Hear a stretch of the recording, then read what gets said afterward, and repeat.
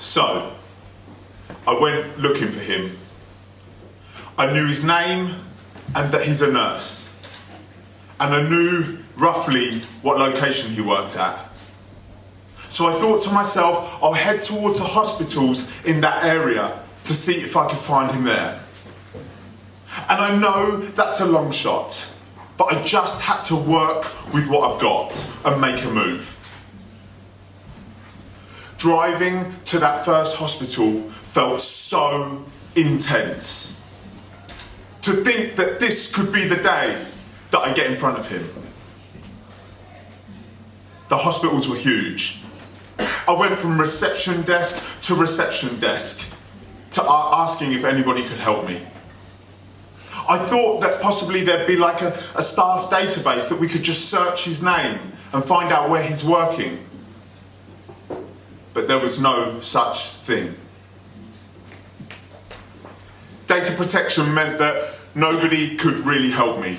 So I drove to the next hospital. And this time I made up a story. I said that I was his long-lost brother and that I've been looking for him for 20 years to see if anybody would help me. But still nothing. By the time I had searched a third hospital, I realised I wasn't getting anywhere. So I called it a day.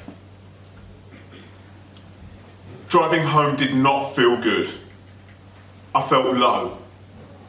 I felt like I hadn't made any progress, even though I had, because I now know that hospitals can't help me, so it's on to the next idea, and that is progress. Just didn't feel like it.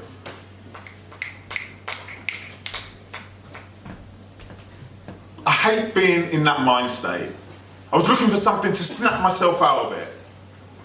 And then I thought, I do know the the school that his wife works at. And if I can't find him in person, then I'm just gonna have to go through her. So I pulled a U-turn and I headed in that direction. I managed to get in front of her. She was understandably in a state of shock and panic to see me there. She's just an innocent woman caught up in this mess.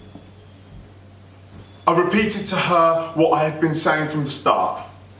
I have to meet your husband. What he was doing to me when I was a child needs addressing.